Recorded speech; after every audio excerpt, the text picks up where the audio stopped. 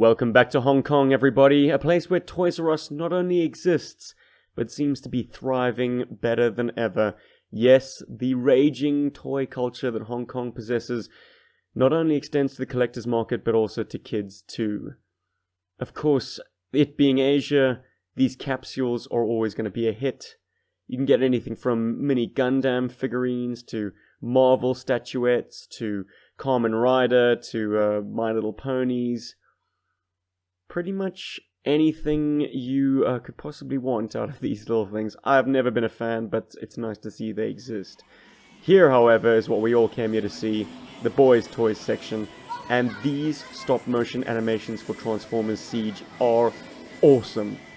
Awesome. You could probably watch a full selection of them here on YouTube, and I suggest you do, because it's very inspiring stuff to, well, firstly buy a whole lot of Siege toys, but also play with them. I mean, these animated shorts are fantastic in just showing off how Transformers do battle. And I'd say they do it a sight better than the films. Bumblebee excluded, of course. Because that film was pretty good, even for a low-stakes affair. Marvel Legends are well represented. You can get the gauntlets, you can get a full dose of propaganda. The advertisements don't really show off the best stuff of the best. But fortunately the toy shelves do. Very nice Optimus and Bumblebee statues. But here we have Marvel in all its glory.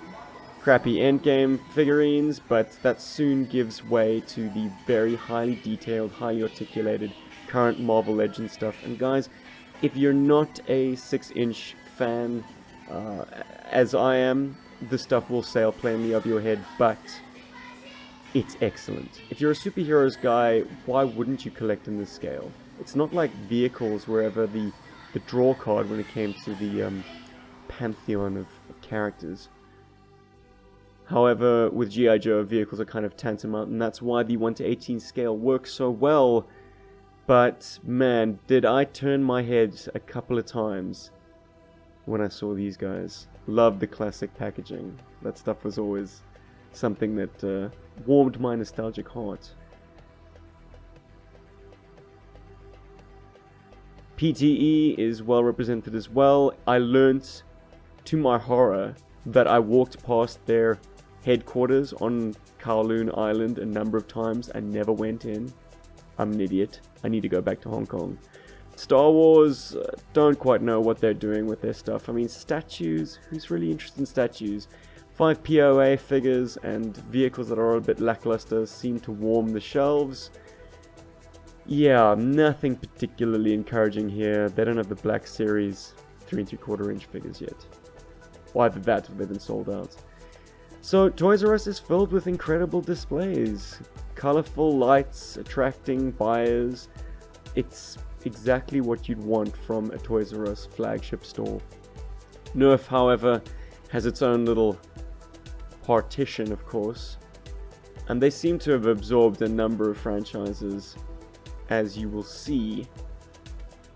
Nice little gun cage setup. Sorry about the flashes. Hope no one got triggered by that. Deadpool is part and parcel a Nerf property. They've got a little target practice shooting range with safety glass, so you can't really take out anyone's eyes. Fortnite, of course, is represented. It's a bargain basement beachhead. And a lot of the Marvel stable is also represented. Lego's got a presence. Nice to see that they are keeping their Lego City lines alive, as well as the more franchise-laden Lego lines.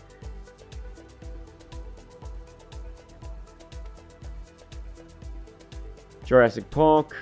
Not shown is the gigantic Tyrannosaurus Rex, which some members of G.I. Joburg would be absolutely gaga for. Ghostbusters Ecto 1 is obviously a beautiful piece. That turned my head, even to the tune of 700 Hong Kong dollars. And peering past this rack, I caught sight of Jeffrey in his Halloween getup. Very spooky indeed. But what is even more spooky than Jeffrey as your greeting card is, of course, the fact that Yeah, BTS dolls. And stuff nightmares are made of. This counts as a bestseller. I was corrected by a 13-year-old that this is not Minecraft, it's something else, which I couldn't bother to remember the name of because it's embarrassing that a bestseller, in my eyes, can hardly be considered a toy. I mean, that is a foam prop. Someone is making a mint out of that stuff. But what we have here is the Hong Kong skyline lovingly reproduced in Lego, which is gorgeous. Cut to a vintage toy market. On the second floor of the smiling Shao Kei Wine Plaza, right beside the Porsche dealership, you will find a toy mecca like you cannot believe. This is a toy shop that moved premises from the place they were downtown Hong Kong back in 2009 when I first encountered them. And their new headquarters is epic. You'll find vintage Famicom games right next to vintage Transformers, reissued Transformers, masterpieces. Stuff in package, stuff out of package. If you have the time, and I insist that you make the time, it's well worth having a scratch. You could devote an hour, 2 hours, 3 hours to going through this place's enormous catalogue of stuff. It helps always if you are a varied toy collector. You know, a little bit of TF, a little bit of GI, a little bit of Marvel, a little bit of DC. And maybe a smattering of, like, Eastern exclusive stuff. Stuff that I really don't recognize, but I can recognize the beauty of. But, as I say, lots of Transformers goodness if you have holes in your vintage collection. Diver Pretenders? Okay. Some vehicles, some nice looking Batjet, and some accurately scaled Batmobiles from various movie outings. A very yellowed and beat up Fort Max. Action Man has a presence. I imagine that stuff will be mint in box for a long, long time. A black looking Scorponok. I suppose it's not Scorponok, but it's the same mold. Which leads me to question what the heck it could be. This is interesting. It's not Scalextrics. It's a kind of a walled track. Maybe you put remote controlled racers on there? Or maybe they're not remote controlled at all. Maybe they're friction powered or wind up and go. Either way, very interesting to see that on the floor in the middle of a toy shop. My first brushing with G.I. Joe happened to be this very beautiful Snake Eyes statue. But there was more to come. That. Say what you will about the Liquidator jet, but seeing it mint in box like that got me giddy. Reminded me of an earlier time. And there are a handful of G.I. Joe toys to be found. They've got their own little section. But, guys, it goes on and on and on. G.I. Joe is my thing, probably your thing as well. But if you have any other thing, you will find it represented in Toyzone. Check out the title of this Raven. It's called the Nightbird. What's that all about? Different regional release, perhaps.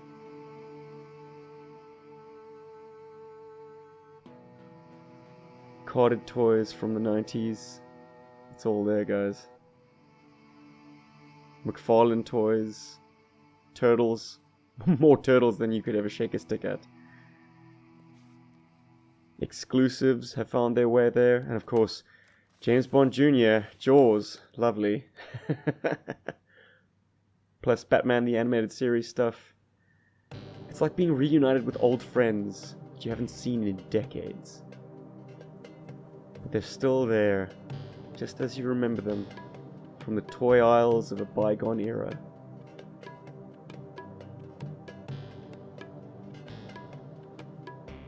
Underneath some Rise of Cobra stuff, you find the other water squirter. Once again, I was elated to find this jet.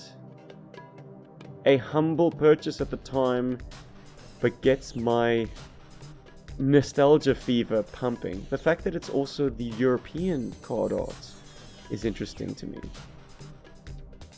This good old Maria Sterling from the Robotic collection that I happen to have quite a few of, going for a song. 120 Hong Kong dollars, that's like, I don't know, 200 rand? It's not much. It's like $20. If you got holes in your Dreamwave collection, you can fill them here. A few Beast Wars figures, none of the desirable ones unfortunately, but it's nice to see them. They were something that never came to South Africa, so they always seem a little bit exotic when I encounter them. And then these guys, who I love. I mean, this was the superhero action figure line that started it all back in the day. Toy Biz was really, for me, the heir apparent to G.I. Joe. Once we stopped getting G.I. Joe, I moved wholeheartedly onto superhero action figures, and I was happy, even with limited articulation. Super Nintendo always gets a smile on my face, especially when they've got demo mode of Street Fighter 2 on. And then you have the fantastically vintage Game & Watches.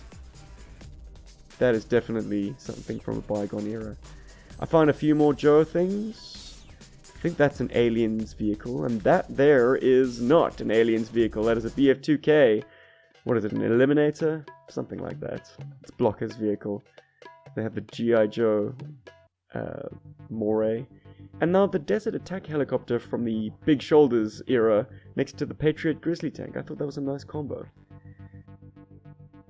Here we have something that is most certainly not worth $10,000. And something that I suppose would be worth $20,000.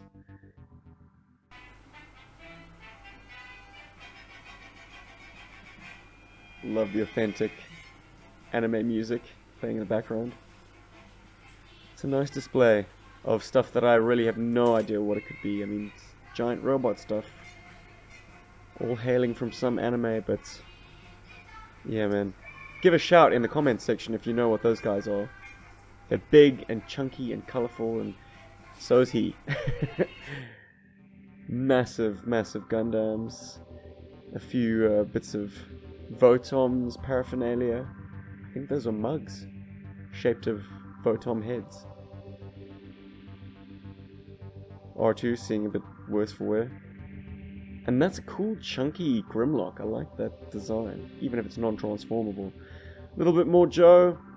The good old Locust. I repainted mine because I thought that tan was a bit too pale. But not too much. $300, which is 600 rand, which is, I don't know, 40 US.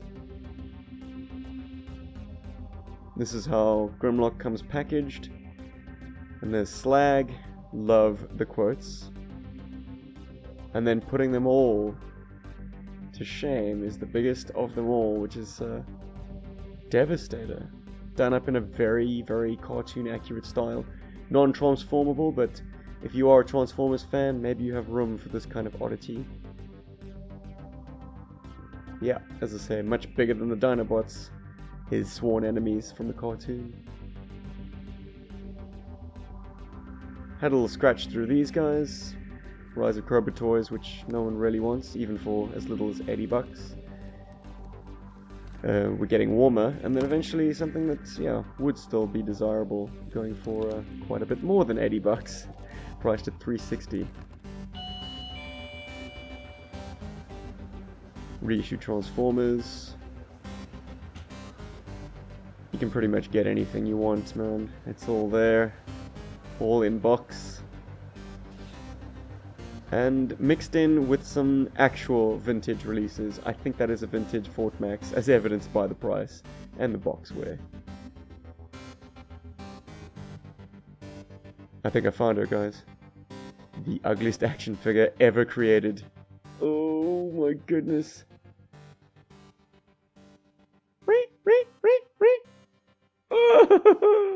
She's horrifying. Can you put a price on it? Yes, you can. To this day, I had no idea that Iceman's gimmick was basically an ice tray. Check it out. Stand Iceman on the pegs in the center of his ice sled, fill the cavity with water and freeze.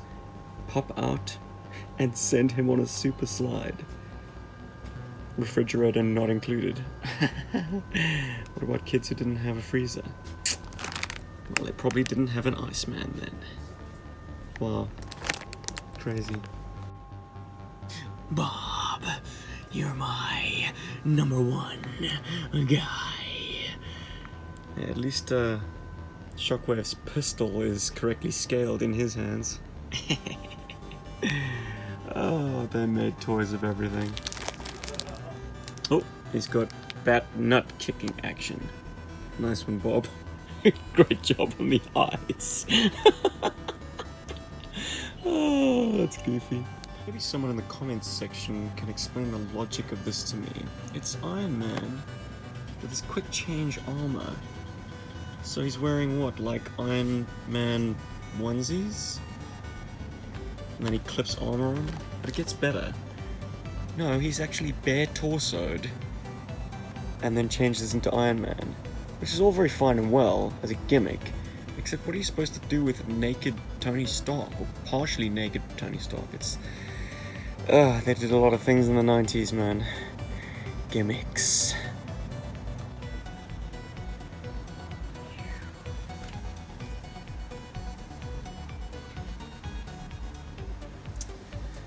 Oh, man. Get that tat out of the way. Lo and behold, some other desirable undesirables. Good old Slice, Dojo, and oh, everybody's favorite member of everybody's favorite sub-team. It's DJ, baby. Yeah. Hi, old friends. Now here's a toy line that should take us all way, way back. Oh man. Look at those beautiful colors. They really knew how to sell a toy. I did not ever encounter this as a child, but it's typical Micro Machines fare. Actually, this looks a little cooler. Looks like a whole kind of racing setup. Everything you need, from audience to pit stop to the track itself. That's cool, man. Thanks, Richard Petty, for your endorsement. Great stuff. Just to make my points a little clearer, look at the original Galoob Micro Machines packaging. Compare that to Hasbro's efforts. That's just no contest, man. Could it be Matty Collector's most recent efforts? I think so. It's got the right size door. You can actually fit a Motu figure through there. But I had no idea that it folded up the same way. It's very compact.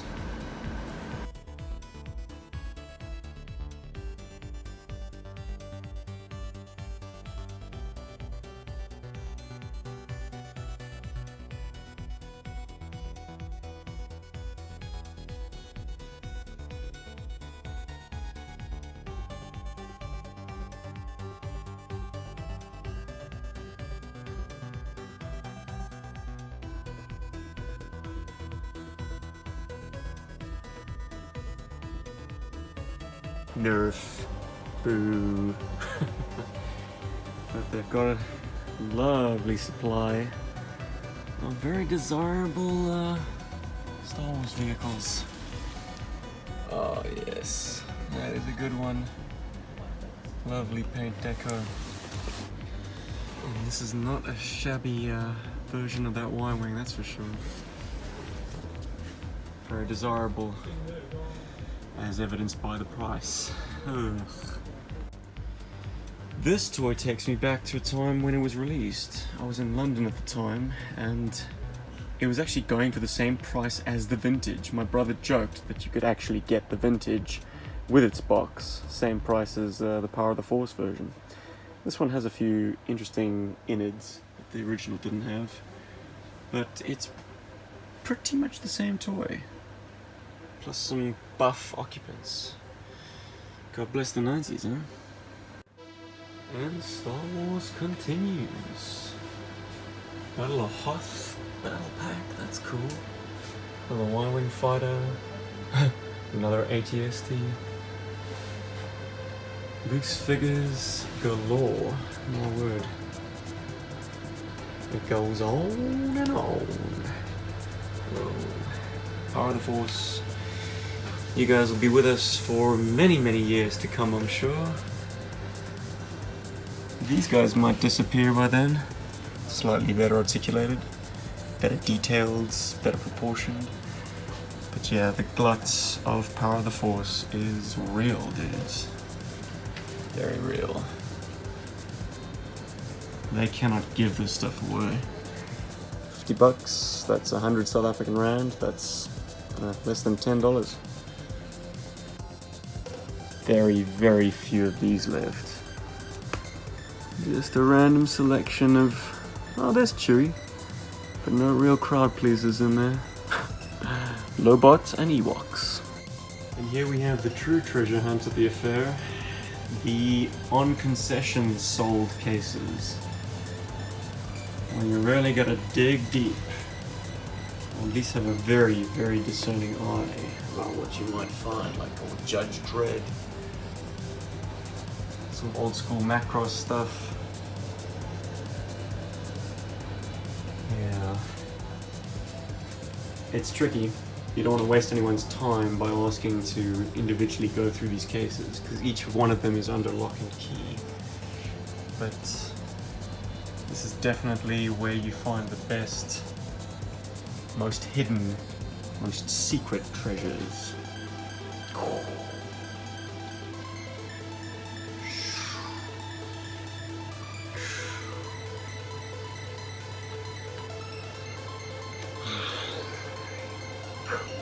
Hey, Star Saber. Was it Leo Convoy? Star Convoy? Whatever. I think I got it right. Are you kidding me? Yeah, I think that's legit, guys. The original Kakara packaging for good old 38. Good old Wolfer. Oh, it did have the Uncle branding. Jeez. Legit. Wonder what they're asking for it. I don't see a price.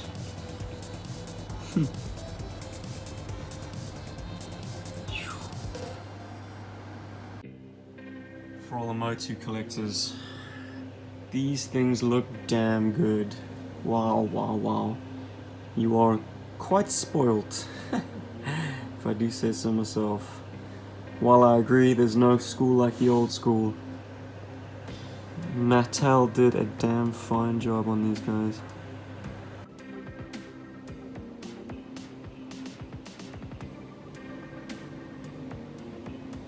Three flavors of G.I. Joe Humvees. Of course, black is priced the highest. Yep. What a crime. Someone painted over the animated series Batmobile from '92 in black, which, yeah, it should be. But still, it's an unfortunate custom job that I don't think can be easily undone. And there we have it, guys. Hong Kong in summary. Courtesy of G.I. Joeberg. It's true to say that there is no greater wealth of G.I. Joe toys than the United States of America. That it can never be surpassed, even in the place where most of our beloved toys have their butts stamped. But Hong Kong has got a terrific toy culture, and one that is a fusion of East and West. So if you are the type of collector who has other interests, or the type of collector who just appreciates varied, beautiful toys, there is a wealth of things to be discovered and enjoyed. You have to know what you're doing, but Hong Kong does have the advantage of two things. Firstly, it is extremely easy to get around, and the other perk, it's Hong Kong. It's an incredible mix of topography and architecture. Buildings built into the side of a beautiful green, lush mountainside. It's eye candy, getting from one spot to the next. After visiting Toyzone, I hopped on a tram back into the middle of town with my swag and I was beaming all the way. Yo Joburg, everybody. Thanks for watching.